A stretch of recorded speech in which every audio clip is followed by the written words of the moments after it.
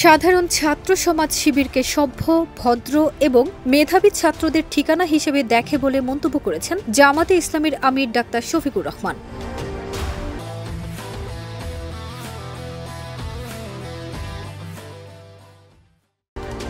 মঙ্গলবার ২১ জানুয়ারি রাজধানীর শহীদ আব্দুল মালেক মিলনায়তনে ইসলামী ছাত্র শিবির আয়োজিত শাখা দায়িত্বশীল কর্মশালায় প্রধান অতিথির বক্তব্যে তিনি এসব কথা বলেন।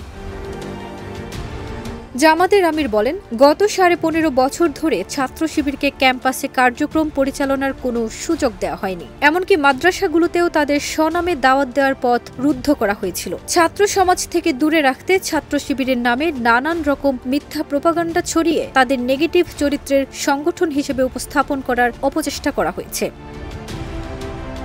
তিনি বলেন, মসজিদ, শিক্ষা প্রতিষ্ঠান কিংবা বাসা থেকে তাদের ধরে নিয়ে গিয়ে পুলিশের হাতে তুলে দেওয়া হয়েছে। তারা মনে করেছিল শিবিরকে নিশ্চিহ্ন করে দিয়েছে, শিবিরের নানা নিশানা মুছে ফেলে দিয়েছে। কিন্তু বাস্তবতা হচ্ছে, পরিবর্তিত পরিস্থিতিতে এসব প্রতিকূলতা অতিক্রম করে ছাত্র শিবির এখন ছাত্র সমাজের কাছে সবচেয়ে আপন সংগঠন।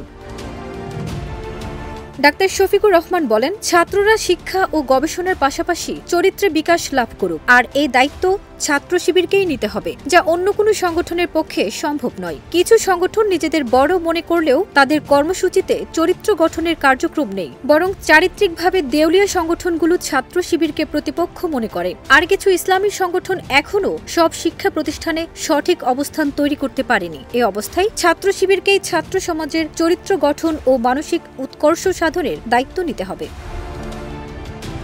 ফারজানা নিকিতা, দেশ রূপান্তর।